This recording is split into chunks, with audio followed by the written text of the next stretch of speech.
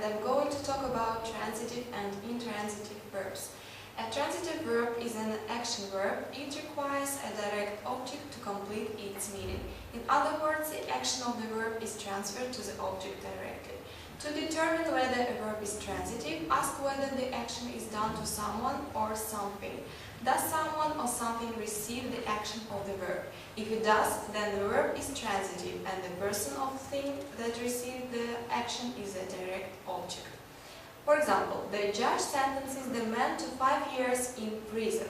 The subject, the judge, applies an action, sentences to a direct object, the man.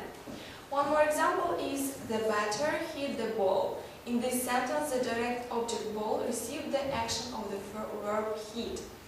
And now let's see how is an intransitive verb different from a transitive. An intransitive verb is an action verb, but it doesn't have a direct object. The action ends rather than being transferred to some person or object, or is modified by an adverb or adverb phrase.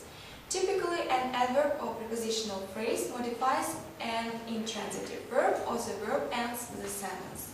In order to know if the verb is intransitive, ask whether or not the action is done in some way, in some direction, or to some degree.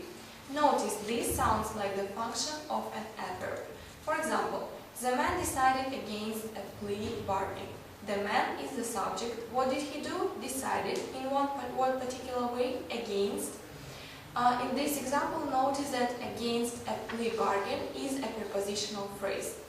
One more example. Alice complained bitterly. Notice that this sentence ends with an adverb. It's also important to remember that the adverb or prepositional phrase answers a question about the verb.